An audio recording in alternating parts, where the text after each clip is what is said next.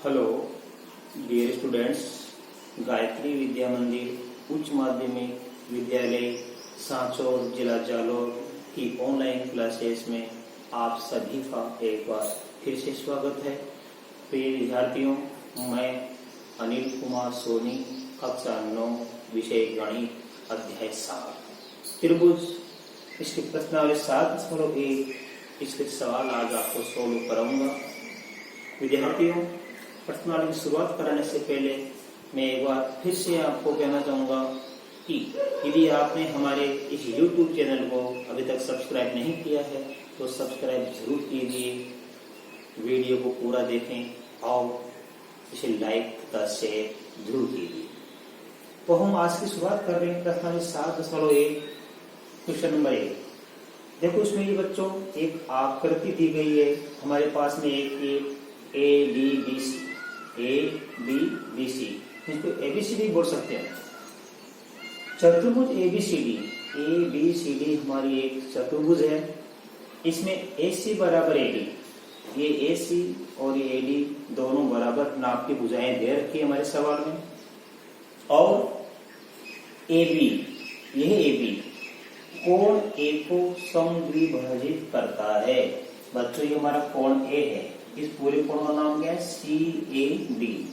जैसे अपन यहाँ से AB रेखा खींचेंगे तो AB रेखा क्या कर रही है? इस कोण A को समद्विभाजित करता है। मतलब आधा कोण A ऊपर और आधा कोण A नीचे। ऊपर वाला है और नीचे वाला है, दोनों क्या हो जाएंगे बच्चों? बराबर हो जाएंगे।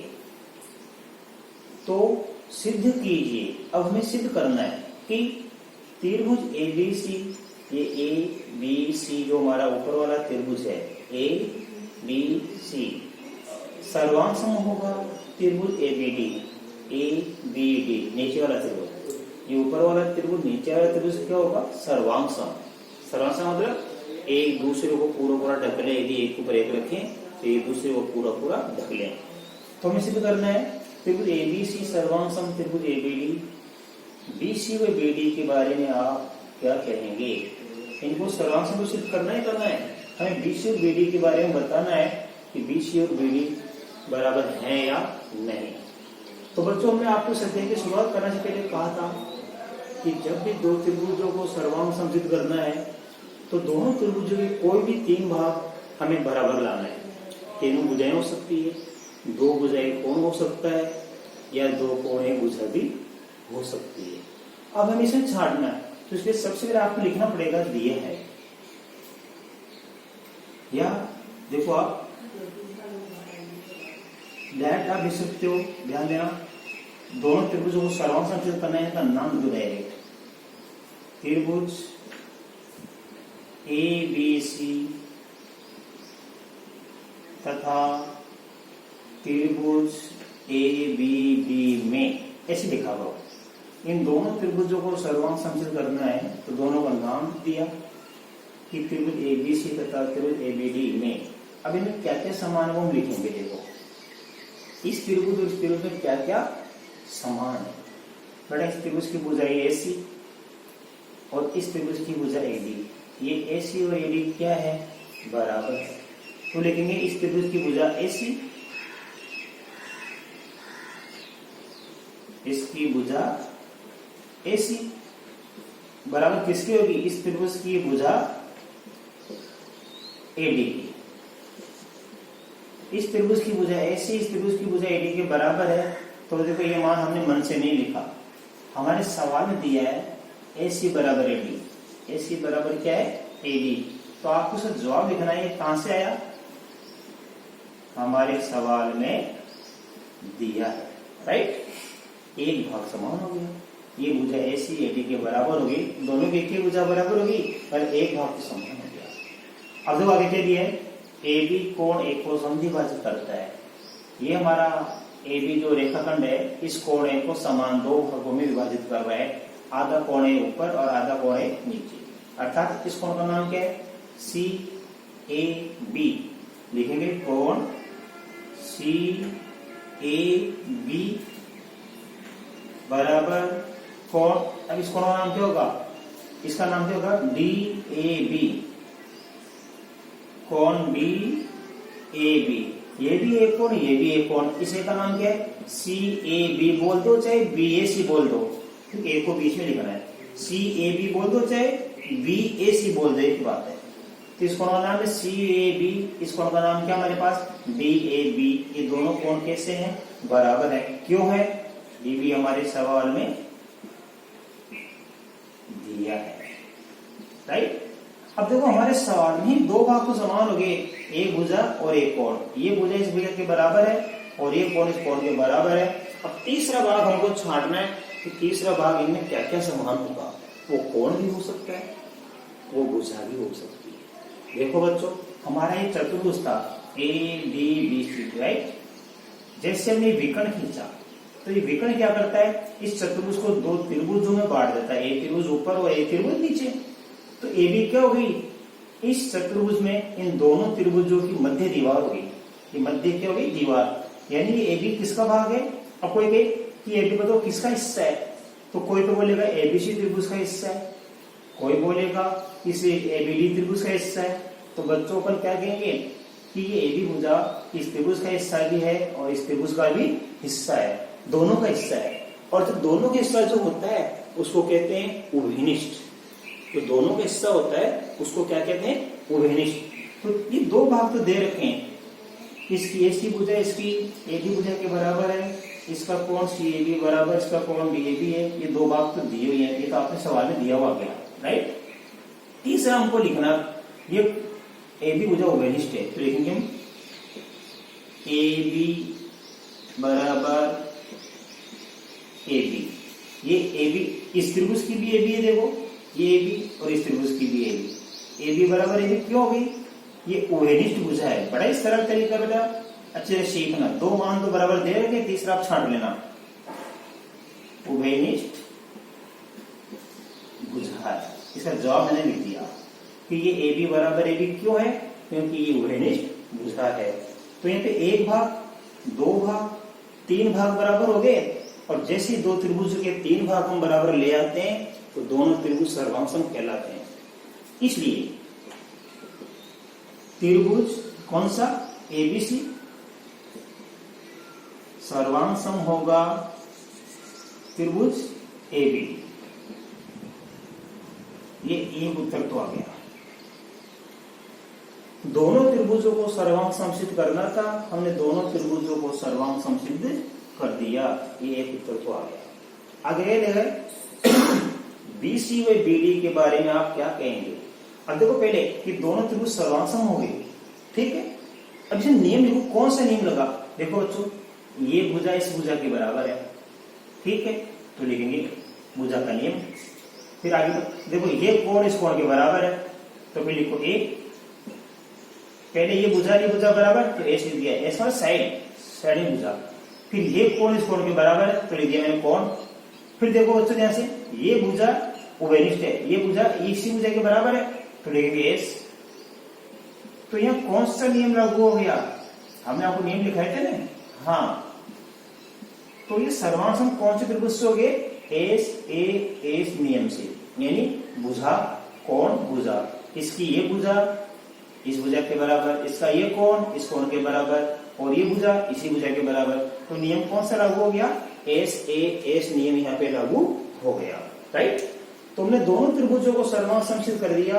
अब आगे क्या लिखा है? बीसी और बीडी के बारे में आप क्या कहेंगे? ये बीसी और बीडी के बारे में हम क्या कहेंगे? तो तुरंत इतना बराबर होती है, लिखेंगे सर्वांग सम त्रिभुज जब हो जाते हैं तो आप हिंदी में लिखा करो सर्वांग सम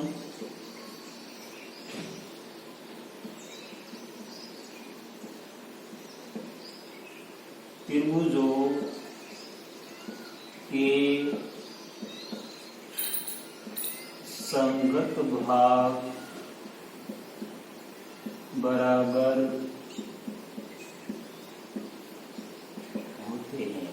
जब भी दो त्रिभुज सर्वांग सम होते हैं तो उसके शीर्ष बराबर होते, दोनों के कोण बराबर होते हैं, भुजाएं भी बराबर होती है। अर्थात इस त्रिभुज की बीसी भुजा, इस त्रिभुज की बीडी भुजा, ये दोनों बराबर होगी, यानी दोनों क्या होगी? संगत होगी। तो सर्वांग सम त्रिभुजों के संगत भाग बराबर होते हैं, मतलब भुजाएं भी संगत बराबर होती है, कोण भी संगत बराबर होते हैं। तो क्या सिद्ध हुआ? ये बीसी और बीडी बराबर होगा। इसलिए BC बराबर क्या होगा, BD होगा, राइट। ये तो हमने दो त्रिभुजों को सर्वांग सम कर लिया। कैसे करते हैं, तीन भागों को समान लाके फिर उसका नियम भी देते हैं। और जैसे दो त्रिभुज सर्वांग सम होते हैं तो आप लिखा करो हमेशा सर्वांग सम त्रिभुजों के संगत भाग बराबर होते हैं। संगत भाग का मतलब कि संगत भुजाएं भी बराबर होती है और संगत कोण भी बराबर होते हैं। तो जैसे दो त्रिभुज ये सर्वांग सम हो गए, त्रिभुज ABC और ABD, तो इससे हमको क्या परिणाम निकला, इसकी भुजाई ABC और इसकी भुजाई BD दोनों क्या होगी, बराबर होगी। ठीक है, आपको अच्छी तरह समझ में आया। अब आप इसका एक स्क्रीनशॉट ले लो, इसके बाद में आपको सवाल नंबर 2 सिखाऊंगा।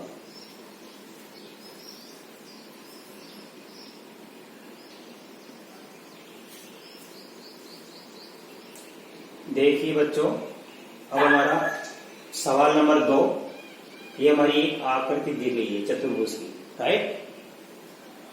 चतुर्भुज ABCD में AD बराबर BC है, यानी चतुर्भुज ABCD में AD भुजा किसके बराबर है, BC के। देखो बच्चों, ये हमारा ABCD एक चतुर्भुज है, ठीक है।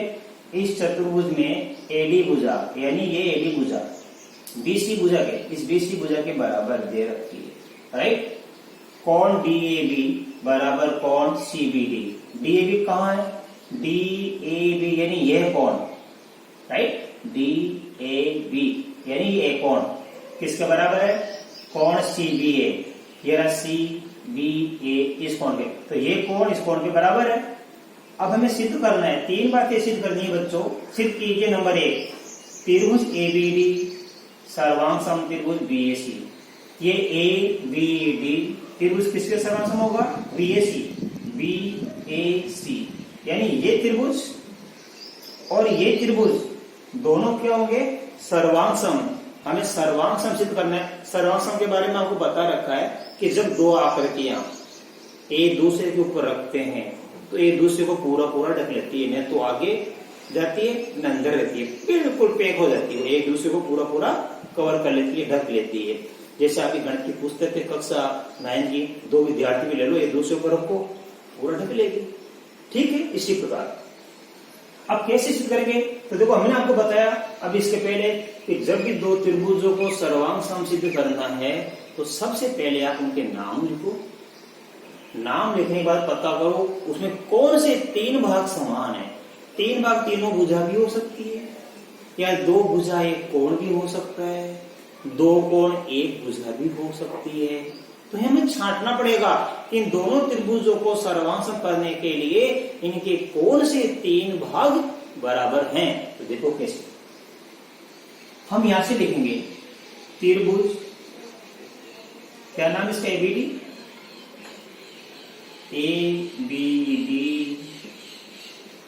तथा त्रिभुज BAC में। अब देखो बच्चों, हमने त्रिभुज का नाम क्या, ABD ये त्रिभुज, राइट। और इस त्रिभुज देखो ध्यान से, त्रिभुज BAC, इन दोनों में क्या क्या बराबर है वो हमको लिखना है। तो देखो ध्यान से, अब इसमें क्या क्या बराबर अच्छे से देखो आप। त्रिभुज ABD, राइट। अब ABD और इस त्रिभुज BAC में ये AD भुजा किसकी, BC की बराबर है। तो हम लिखेंगे भुजा, देखो ABD की भुजा कौन सी, AD बराबर, और ABC ये जो त्रिभुज है इसकी भुजा कौन सी, BC, भुजा BC। ये क्यों है, ये हमारे सवाल में दिया है, बड़ा ही सरल तरीका है, सवाल में से छांट लेते हैं दो भाग को। तो इस त्रिभुज की AD भुजा और इस त्रिभुज की BC भुजा बराबर क्यों है, क्योंकि हमारे सवाल में दिया हुआ है। और देखो बच्चों क्या क्या बराबर है, ध्यान देना। अब देखिए हमारे सवाल में इस त्रिभुज की ये कोण A और इस त्रिभुज का कोण B दिया हुआ है, DAB, तो लिखेंगे कोण DAB किसके बराबर है, CBA, यानी ये कोण इसके बराबर है, कोण CBA ये भी दिया है, राइट। अब आप ध्यान देना कि ये कोण इस कोण के बराबर दिया हुआ है और ये भुजा इसके बराबर दे रखी है। अब तीसरा भाग हमें छांटना है। दिमाग लगाओ कि इन दोनों त्रिभुजों में क्या समान है। देखो बच्चा, इस त्रिभुज का नाम क्या है? इस त्रिभुज का नाम है ABD। ABD, इसकी ये भुजा AD है, ये भुजा BD है और ये भुजा कौन सी है? AB। इस भुजा का नाम क्या है? AB।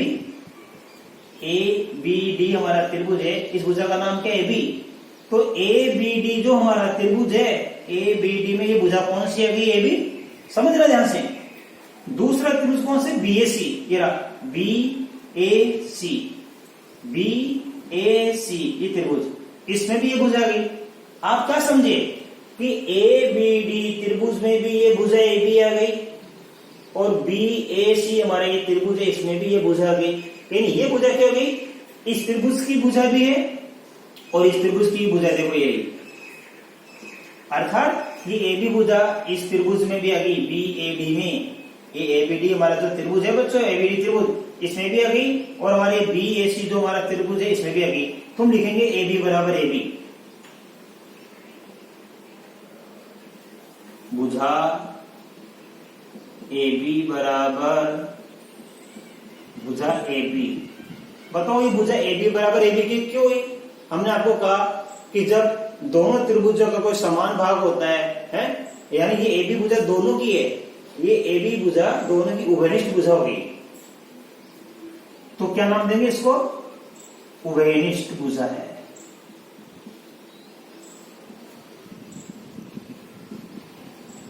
राइट। अब देखो हमने इन दोनों त्रिभुजों के कितने भागों को समान कर दिया।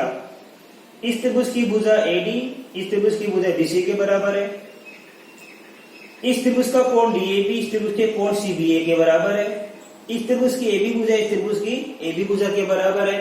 तो यहाँ कितने भाग हो गए? 1 भाग, 2 भाग और 3 भाग बराबर हो गए। और हमने आपको क्या समझाया? जब भी दो त्रिभुज के 3 भाग बराबर हो जाते हैं तो दोनों त्रिभुज क्या कहलाते हैं? सर्वांग सम कहलाते हैं। 3 भागों को समान लाना पड़ता है, चाहे तीनों भुजा हो सकती है, तीनों कोण हो सकते हैं, 2 भुजा 1 कोण हो सकता है, या 1 भुजा 2 कोण भी हो सकते हैं। तो यहाँ पे देखो ये दोनों त्रिभुज क्या हो जाएंगे? सर्वांग सम। इसलिए त्रिभुज कौन सा? ABD सर्वांग सम त्रिभुज किसके होगा? BAC। तो दोनों त्रिभुज क्या हो गए? सर्वांग सम हो गए। त्रिभुज ABD और BAC सर्वांग सम क्यों है? क्योंकि इसके 3 भाग बराबर हो गए और जैसे 3 भाग बराबर सिद्ध हो गए तो दोनों त्रिभुज सर्वांग सम सिद्ध हो गए। अब हम यहाँ पे नियम देखेंगे। कौन सा नियम? देखो ये भुजा इस भुजा के बराबर है, ये कोण इस कोण के बराबर है, फिर ये भुजा इसी भुजा के बराबर है। तो पहले देखो ये क्या लिखा हमने? भुजा, ये भुजा इसके बराबर है, तो लिखेंगे, ध्यान देना, एस भुजा मतलब साइड, ये साइड इस साइड के बराबर है। फिर आता है कोण, ये कोण इस कोण के बराबर है, तो फिर लिखेंगे ए। तो ये भुजा इसके बराबर है यानी एस एस, ये कोण इस कोण के बराबर है यानी ए ए, ए फॉर एंगल यानी कोण, और ये भुजा इसी के बराबर है एस। तो देखो भुजा कोण भुजा, तो भुजा कोण भुजा, ये रहा भुजा कोण भुजा। इधर देखो ये भुजा ये कोण ये भुजा, तो एस ए एस नियम से, राइट। तो यहां पे देखो ये दोनों त्रिभुज सर्वांग सम क्यों सिद्ध हो गए हमारे पास में? ये S S S A S नियम से हो गया। इसके बाद देखो बच्चों, ये पहला हमारा हो गया। अब नंबर 2, अब ये हमको सिद्ध करना है BD बराबर AC। ये देखो ये हमें ये BD ये बराबर AC लाना है। तो हमने अभी आपको सिखाया था कि सर्वांग सम त्रिभुजों के संगत भाग बराबर होते हैं। तो आप ये लिखना, सर्वांग सम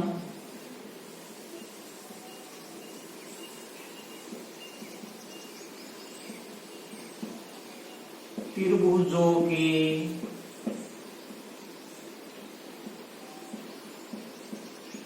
संगत भाग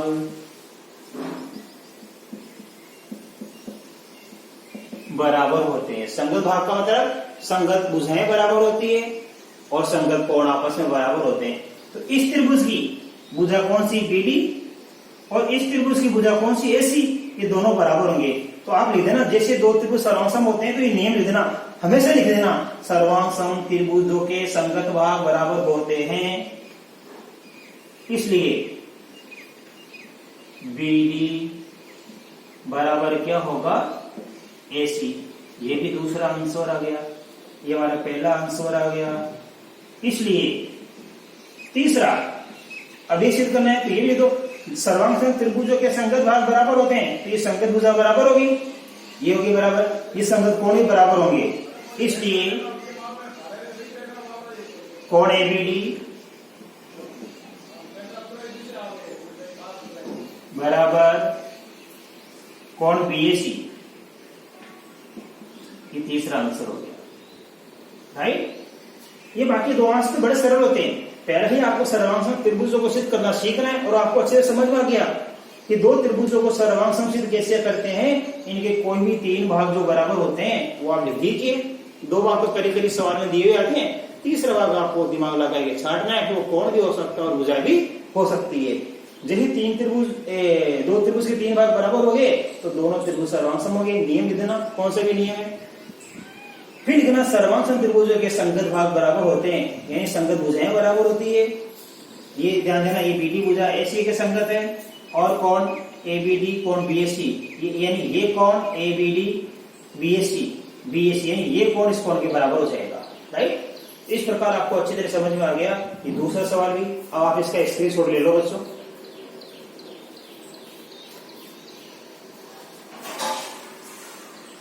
ठीक है, तो आपने स्क्रीनशॉट ले लिया। अब मैं आशा कर सकता हूं बच्चों कि आज मैंने आपको ये दो सवाल बड़े अच्छी तरीके से समझाए। इन दोनों सवालों को आप अपनी नोटबुक को उतारना, फिर इनका अभ्यास करना, भेजने के अपनी रफ नोटबुक उतारना और इन्हें अच्छी तरह से आप समझ लेना। बच्चों को फिर कहता हूं कि वीडियोस को आप नियमित रूप से देखा करें, अपने दोस्तों से कांटेक्ट कीजिए, यदि कोई नहीं देख पा रहा है तो उसको मोटिवेट करें, क्योंकि आपकी ऑनलाइन क्लासेस से आपको काफी फायदा होगा, आप बहुत कुछ पढ़ाई कर लेंगे। अब इसके बाद आगे के सवाल बच्चों मैं अगले वीडियो में कल आपको सोल्व करूंगा। धन्यवाद।